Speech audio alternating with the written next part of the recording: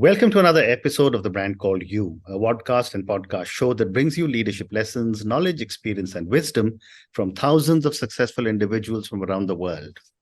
I'm your host, Ashutosh Garg, and today I'm delighted to welcome a very accomplished professional from Brisbane, Australia, Joanna Boyd. Joanna, welcome to the show. Thank you very much for having me. Thank you. Joanna is a buyer's agent and she's the director. So, Joanna, before we talk about buyer's agent, tell me a little bit about your own journey and what is a buyer's agent?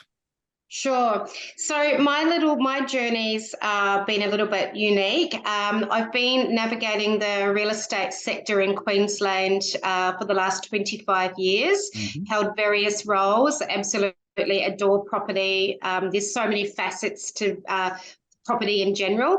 And unfortunately, 6 years ago, I became a widow. My husband died very suddenly, leaving me with 3 children. And I was working in the corporate world in real estate. And I decided then at that point that something needed to change. Loved what I was doing, but I really wanted to follow my heart and my passion and get out of that corporate rat race and actually do something that was important to me, and the fact that I could have that flexibility, or so I thought, for my children. So I always wanted to be a buyer's agent, and I just followed my heart and thought, no, new start, new life. And I guess my values are a lot different now pre my husband's death. So it's really put me, I guess, in good stead to deal with people on a day-to-day basis, because I have a lot of life experience at a young age. I'm still relatively young. So look, essentially a buyer's agent is very prominent, I guess, in UK and America. It's very much emerging still here in Australia, particularly in the New South Wales and Victoria states in Australia. It's prevalent. But essentially, we represent a buyer through a property transaction. So typically, a real estate agent represents a seller. We represent the buyer. So we have a really unbiased approach. Essentially, we are navigating and working with our clients to make sure that we're sourcing, negotiating, securing properties, but also making sure that they're matching up to their purpose and their why. And, we really very much become that emotional filter as well, and really make sure that what the objective is that we set out to achieve, we are actually meeting that. So, yeah. We essentially represent the buyer. Wonderful. And what are some of the key factors that you would consider when looking or selecting a property for a buyer? So we look at a lot of different things. Essentially, we want to make sure that we're meeting their buyer brief. So we get to know our client really detailed. We ask a lot of open-ended questions: who, what, when, where, why, and we really get them to create a big picture for us. So from there, we then start to identify the way in which they live in a house. What's important. So often it's not always about budgets. It's about demographics, amenities that are around them, how long they're going to hold that property for. So we're looking at a whole array of different factors, and obviously each client's requirements are different. So it's very important that you get that relationship from the get-go and make sure that you're really nurturing and delivering on what those individuals are wanting to achieve. Very interesting. And based on your experience as a buyer's agent, Joanna, what are some of the common mistakes a lot of buyers tend to make when purchasing property? Paying too much, so totally overpaying, but equally not understanding the market conditions. So we've got, at the moment, a lack of stock. So we're finding that buyers are driving the prices and tend to be overpaying for things. Also not doing enough due diligence. So due diligence is looking for all those red flags when we're buying a property. So, making sure that the structural integrity is okay, that there's no flooding or, no natural disasters that are going to impact the property. The other thing is not getting their ducks in a row. So, you know, when we go and buy property, we need to make sure that our buyers have finance, you know, that they have access to their money, that they have, you know, like conveyancers, like solicitors, like all the legal bodies that they need to help them hold that deal and get it across the line. So we're looking at a whole different things, and we really nurture and help them identify what happens next. And I'm assuming you handle both commercial and residential. No, actually, I purely do residential. I think you've got to stay in your lane, because there's so many different laws and regulations for different, you know, different types of property. So, you know, we very much work with a lot of other organisations, depending on what our clients are looking for. But yeah, I tend to just work in the residential space. Okay. So when someone is looking for a residential property, how do you help them determine if the property is likely to be a good investment? Yeah.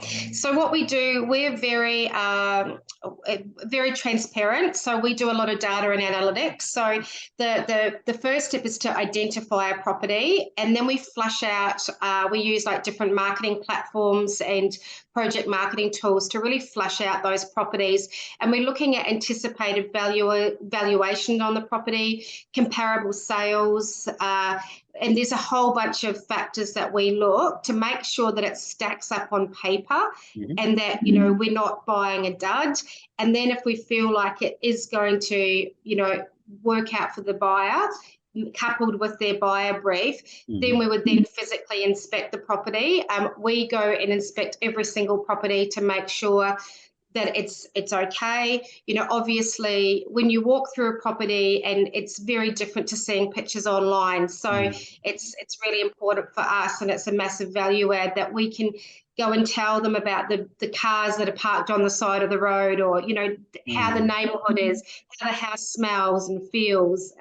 So yeah, there's a lot of factors that we do as a value add, you know, for our clients. So, you know, someone told me that when you decide to buy a residential property, always visit the property once in the day and once at night. Correct. Because they said at night you get to know the community that you're getting into. Yeah, exactly. And also peak hour, you know, before school, after a weather event, like looking to see, you know, in Brisbane, we have massive downpour of rain. So it's really important to, you know, do a drive-by and look at where that water's flowing. So yeah, absolutely right there, Ash. You need to look at it multiple times. And the other thing too is we tend to find that people have the first look is emotional, the second look is practical. So, you know, the first look is like, oh my gosh, it's amazing, it's beautiful. But then the second look is like, no, actually, is this going to work or not? Very well said. So it's that compromise. Well said. And how do you ensure that your clients' interests are protected throughout the buying process? Yeah, so we work exclusively. We tend to just run 8 to 10 buyers at any one time. We make sure that no other buyer has got the same client brief. So we really make sure that we provide a priority service, I guess, to our clients. So for me, it's not so much about volume, it's about that client journey, and, you know, really making sure that we're educating and hand-holding through every phase of the way. And they've ultimately got control over their whole purchase, but it's us being able to, you know, point them in the right direction and navigate them. So it's really important that we never bring on conflicting buyer briefs. And yeah, we just ethically, I'm very passionate about that. And how would you support first-time home buyers navigating this whole complex process of buying a property? Yeah, I love first home buyers. They're like sponges. They absorb so much information, and they want education as well. So we really sit back, explain exactly what we're doing, what happens next. We've got flow charts that show every phase. So we very much talk about budgets. Again, with my life skills, I don't want people to be a slave to their mortgage. So if we can buy a property under budget, then that's what I really try to do for first home buyers. Again, education and reassurance and pointing them in the right direction of what happens next and what they need to do. But equally, it's like what I said at the beginning, getting your ducks in a row, getting your finance approved, understanding your lending capacity, what your mortgage payments are, that sort of thing, because obviously we've had a lot of interest rate rises up and down. So, we need to make sure that they understand how their purchase will impact their mortgage payments. And what would you say are some of the more interesting negotiation strategies you employ to secure the best deal? Yeah, so it's not always about price. We really try to drill down and understand the seller's motivation. So obviously we have a budget that we work with, but equally, why is the seller moving? When do they need to move? So do we do a short-term or a long-term settlement? In Brisbane, typically it's a 30-day settlement, but say if the seller hasn't bought anything, and they've sold before they buy, we might need to offer a 90-day settlement. So that could be a good motivator for them.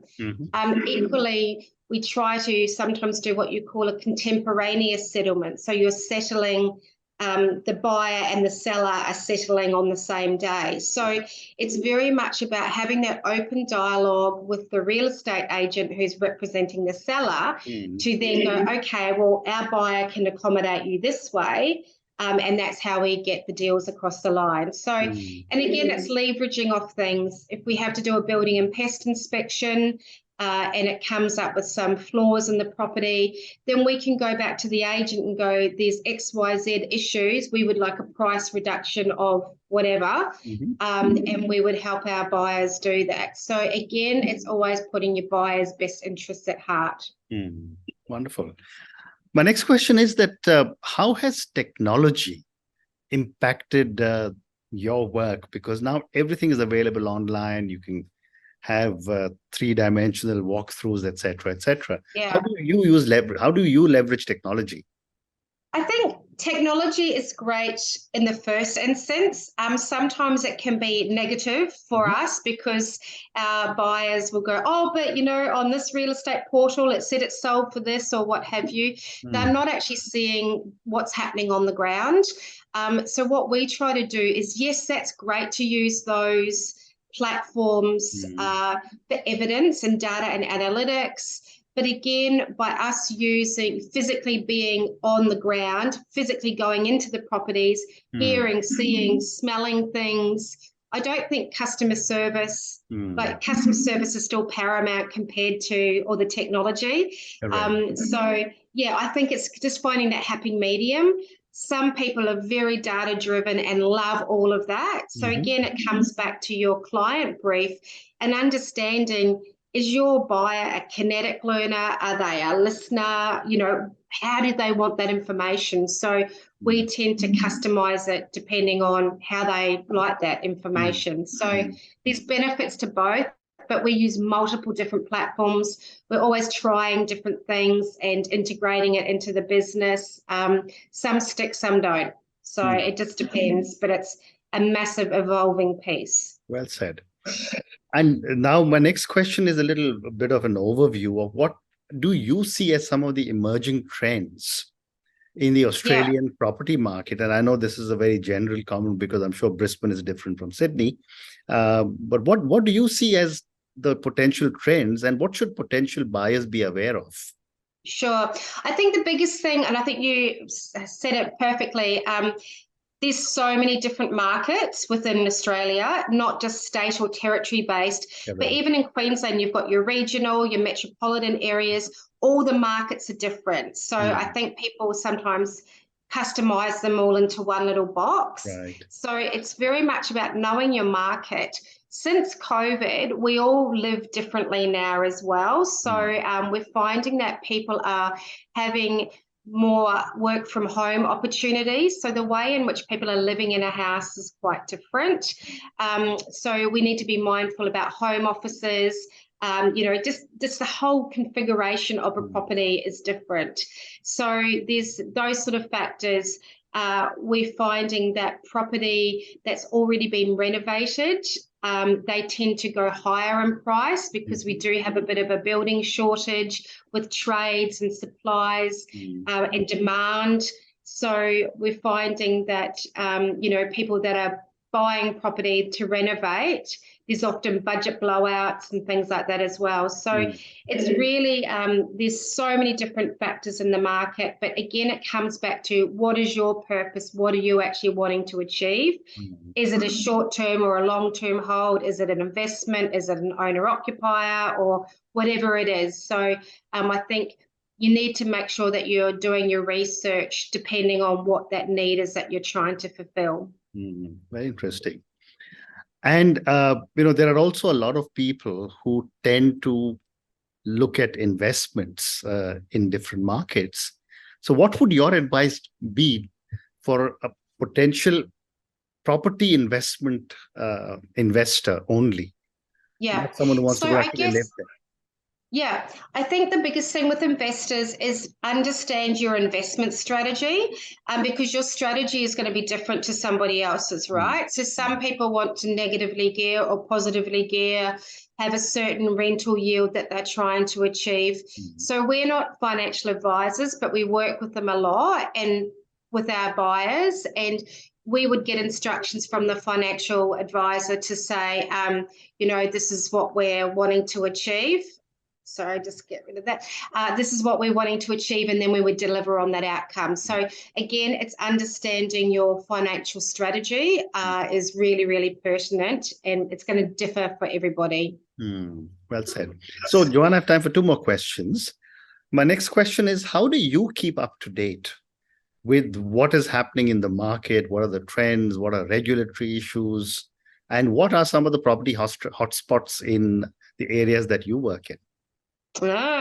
So in regards to knowledge and so forth, I'm very active in the Queensland market. We do a lot of industry forums. We're always online looking at things. We're reading data and analytics.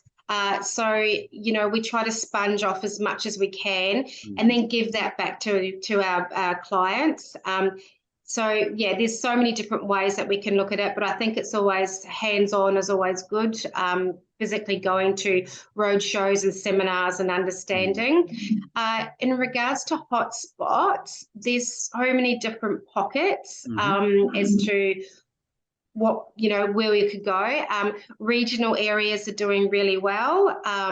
Again, in Brisbane, because of the Olympic Games, things are just skyrocketing, and we're seeing a lot of investors coming over and buying things fairly local to the Brisbane CBD, sort of 20k radius and surroundings. But again, those are going for still premium prices. So it's really interesting because we do get a lot of investors go, oh, we've got $700,000. We want to be close to the city, and it's like you've got no hope getting in at 700,000. You're going to have to go out further. But if we have corridors, the north and so Sunshine Coast up, the Gold Coast down, so anything along those corridors is actually really good buying as well, because it's really good access to the larger cities as well. So yeah, so I just know Queensland, but there's other people that do other things in other states. I'm sure. And my last question to you, Joanna, and this is to you as a person. You started off as an entrepreneur a few years ago. What would you say are 3 lessons you would want a lot of our viewers and listeners to take away from your own learnings? I'm learning now because I'm 4 years into my business. Getting the right people in your corner early. You need to get your cheerleaders and your supporters, because I think that's really important, that people see your vision and your passion and help you, support you on that journey. I think also stay in your lane. Like, I know that I often go along and you're looking at your competitors and go, oh, but they're doing that. Oh, should I be doing that? So stay in your lane and stop looking at the shiny things. Like, stay focused on what you're wanting to achieve. And I think the biggest thing is be true to yourself. I'm very authentic.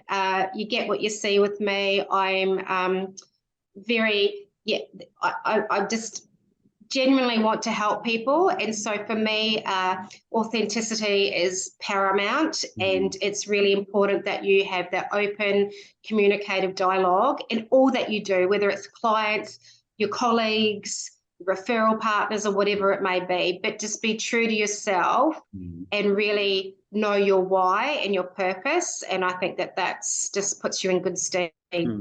Fascinating. And on that note, Joanna, and your 3 wonderful lessons: right people are most important, stay in your lane, stay focused. And the third one you said was be true to yourself. Thank you so much for speaking to me about your journey. I've learned what a buyer's agent is. And then thank you for sharing with me so many different aspects of the role of a buyer's agent. Thank you also for talking to me about so many different aspects of residential property in Brisbane. Thank you You're again. welcome. Thank you. Thank you for listening to the Brand Called You videocast and podcast, a platform that brings you knowledge, experience, and wisdom of hundreds of successful individuals from around the world. Do visit our website www.tbcy.in to watch and listen to the stories of many more individuals.